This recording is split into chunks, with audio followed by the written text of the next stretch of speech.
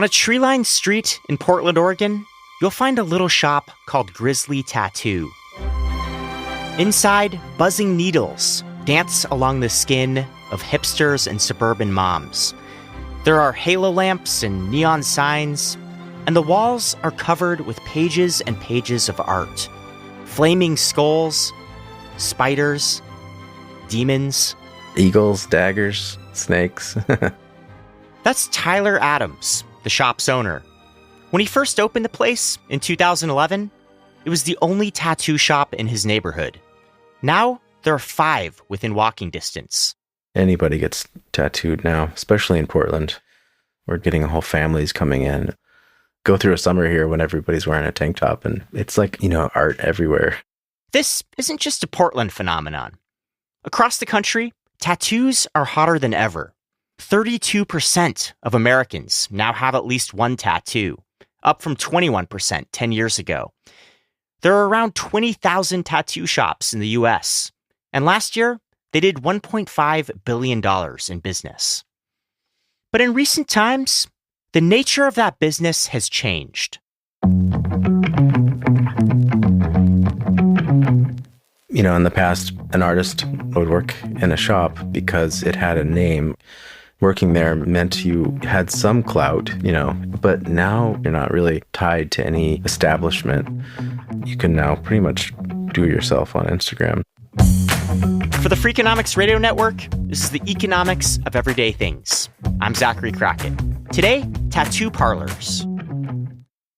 Tattoos have been around for thousands of years and have a rich cultural history all over the world. But the practice wasn't commodified until the turn of the 20th century with the invention of electric tattoo machines. The earliest tattoo parlors in the U.S. catered to circus performers and sailors. A lot of the shops were close to the water. Who had the money and who had the guts to do it? Young sailors, like 18-year-old dudes would come in there and what would they get? Well, a lot of tattoos of women and boats. For decades, tattoo parlors were a bit of an oddity. The few that existed were frequented by bikers, criminals, and outsiders. But by the early 1990s, more people were getting inked. Tattoos began to attract a wider demographic and more artists to fill the demand, like Stacey Martin Smith. I was super influenced by whatever the Saturday morning cartoons were. Kids in school would ask me to draw them like Teenage Mutant Ninja Turtles, My Little Pony, He-Man, She-Ra. After high school, Martin Smith began hanging around in a tattoo parlor in Utica, New York. She worked her way into an unpaid apprenticeship. Showing up every day and following directions and observing, setting up and breaking down for the artists, making sure that you know how to draw some of the most basic, most popular tattoo imagery. You're working for them in exchange for a free education. Today, artists looking to get into the trade can enroll in one of dozens of tattoo schools that promise hands-on training. Tuition can run north of $10,000. They also have to get licensed, and that process can look very different depending on which state and county you're in. You can have one county that is the Wild West. Like, all you need is a tattoo machine and a dream. The next county, it will be, fiery hoop after fiery hoop. The county where Martin Smith settled in upstate New York was no cakewalk. I needed to take a anatomy and physiology exam. I needed my 4-hour first aid class at Red Cross. I needed my 1-year bloodborne pathogen certificate. I also needed to prove my experience, give them copies of every magazine article that I was in and my tax records just to push it through. Once licensed, most artists are independent contractors. When they work as part of a shop, they're typically paid through a commission model, similar to a hair salon. They're given a chair to run their business, and in return, the shop takes a cut of the artist's revenue, anywhere from 30% to 50%. Say I do a $100 tattoo, and the shop takes $50. I keep $50. And then whatever the client wants to tip on top of that just goes to me. And the reasoning behind that is usually the owner does a lot of the legwork as far as the advertising and getting people in. But today, things are starting to change. The days of walking into a tattoo shop and picking out something on the wall are waning. Many clients now turn to social media platforms like Instagram and Pinterest to find artists. And those artists aren't seeing as much value as they used to in the traditional shops. Instead of vying for chairs at a prominent parlor, many young artists have branched out on their own. People are opening their own private studio and then working like a co-op. You come in and you share the expenses, and there's no real, boss or godhead or whatever. Tyler Adams has experienced this himself. Despite being based in Portland, one of America's most heavily inked cities, he's struggled to recruit and keep artists at Grizzly Tattoo. Only 5 of the shop's 8 chairs are occupied, including his own.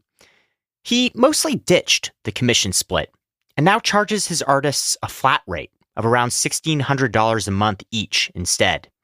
They keep 100% of the business they bring in. Adams has had to rely on his own work to cover the shop's expenses and turn a profit. It's a roller coaster business. I mean, you're up and down. For artists like Stacey Martin Smith, increased visibility online has been a boon. Social media changed everything. I started getting clients that were flying in or traveling in to get tattooed, where normally people would stay kind of close to home. She pays rent at a studio in upstate New York, but also does guest spots at different shops across the country. Almost all of her clients come through Instagram, where she has 37,000 followers. She's often booked weeks in advance and charges clients $200 to $300 an hour. In addition to rent, Martin Smith has to cover all of her own equipment costs. And there are quite a few of them. Yeah, machines, your power supply, you have art supplies, your inks, your disposables like needles and tubes or cartridges.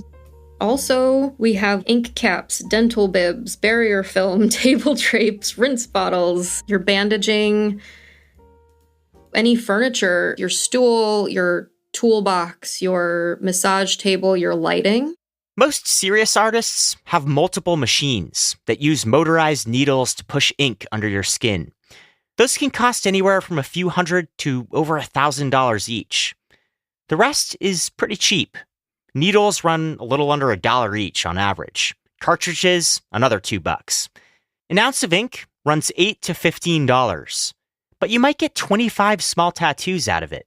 If you got a full color sleeve, you would be getting tattooed for like maybe 6 to 10 sessions, depending on how complicated. So maybe over time you'd have at least an ounce of ink, if not more. For artists and shop owners alike, one of the draws of tattooing is that no 2 days ever look the same. The profession is full of surprises. That's coming up. With nearly 30 years in the tattoo business, Tyler Adams has seen a lot of art trends come and go. In the 90s, everybody wanted the Tasmanian Devil. It's like, I want mine playing tennis. I want mine to be in love. I remember jellyfish became really popular for a while. Octopus always come and go. Cherry blossoms, those were big for a long time. These days, everybody wants trees on their arm, like a tree line. Oh my God, it's so popular. You see like these weightlifters with a huge sleeve of trees or an entire leg of trees. Stacey Martin Smith has been specializing in Kewpie dolls. They're like big, googly-eyed babies that have been drawn since the early 1900s. They're just mischievous cupids. People have started getting celebrity versions of them, and I'm their chosen one to put it on them. But tattoo artists also get all kinds of unique requests. I've seen full, amazingly done portraits of serial killers. I met someone after having kids. She was kind of regretting getting those in general. Our tastes are questionable in our 20s. There was this woman who came in and she wanted to look like a squid had grabbed her by the face, like pulled her under the water. And we all refused, but she kept coming back like day after day. Like, no, I really want this. And she had no tattoos, like 0 tattoos.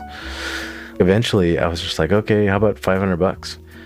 So I tattooed like suction marks on her face. Adams does decline the occasional request. He generally won't put ink on drunk people, for instance. And he stays away from anything related to gangs or hate groups. We used to get a call from the same guy. I think it was the same guy. And he's like, will you tattoo a swastika on me? And we're like, no, you called yesterday. Like, we're not going to do that. The placement of tattoos has evolved too. They're becoming more visible. Now people are going directly to their necks and hands. Young people, the majority of the people who get their face tattooed, this is no joke, are either trust fund kids or people who have money. They don't have a lot of that urgency to make a living, so they go straight for the face. Some of the more exotic places on the human body can pose technical challenges for tattoo artists. A friend of mine, she had me do 2 really dumb tattoos on her. Maybe 3. I can't remember if I also did the inside of her ear, but she had me do her inner bottom lip. So tattooers need a certain amount of tautness to the skin to make clean lines, and your inner bottom lip, it feels like you're trying to tattoo a Jell-O mold. These bolder choices have led to a spike in tattoo removal services. Globally, tattoo removal is now a $500 million business, and some analysts project that figure will triple in the next decade. Surveys suggest that the most regretted tattoos tend to be lettering, often the names of short-lived flames. And there's another reason for removals. Tattoo artists, like all of us, can make mistakes. I misspelled a guy's dog tags. Yeah, it was a group of Marines, and I spelled his name wrong. You make a mistake, you gotta cover your ass in one way or another.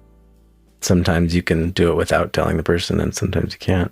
Some artists have been sued over mistakes like this and have been forced to pay thousands of dollars in damages. Artists can also file lawsuits of their own. Tattoos are covered by copyright law, and that means problems can arise when a design on a famous person gets media coverage. In 2005, the NBA player Rasheed Wallace was sued by his tattoo artist after showing off his ink in a Nike commercial. In 2011, the artist behind Mike Tyson's face tattoo sued Warner Brothers after the art was used in the comedy film The Hangover Part 2. Those cases were settled out of court. What's harder to protect, though, is the everyday design theft that has been turbocharged by social media. The kind of people that will rip off other people's tattoos on Instagram typically aren't, I shouldn't even say this, I'm going to get in trouble, but they're usually not very good tattooers. It's someone doing karaoke of your song. Certain designs are less likely to get ripped off, like those loaded with personal meaning. A few years ago, one of Adams's regular clients had a special request to commemorate his son's death. He asked me to do like a sunset with ferns, and then, one by one, all his friends came, all his family members came and all got that same piece. When people are new and they've never had a tattoo, they're more about the imagery and they're all about what it looks like. But the longer you get tattooed, the more you realize the actual image doesn't really matter. It's more about the time period that you got it, the person you got it from. It's more of the experience than the actual tattoo. These kinds of experiences are what many tattoo artists treasure most. But by nature, it's not a job you can do forever. Both Stacey Martin Smith and Tyler Adams have dealt with crippling pain. We're sometimes in some of the weirdest positions. You have to kind of move around the same way you would move a piece of paper if you were drawing. We're stretching with our non-dominant hand and arm while steadily coloring in the lines. It's a lot of tension for the neck, the upper back, the low back. When you're young, you don't think about that. But in fact, sitting on your butt and hunched over is worse for you than digging ditches all day. At 49 years old, Adams is questioning how many more years he has left in the tattoo business. For his next act, he's looking to write a different kind of script. As we speak, I'm actually studying computer coding. I'm always looking for different avenues because who knows where this industry is going.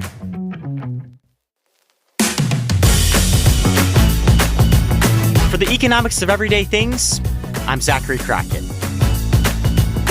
This episode was produced by Sarah Lilly, with help from Lyric Bowditch and mixed by Jeremy Johnston.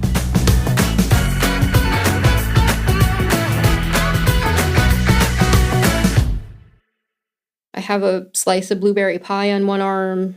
I have a tattoo of Martha Stewart on my inner arm that says, "What would Martha do?" The Freakonomics Radio Network, the hidden side of everything. Stitcher.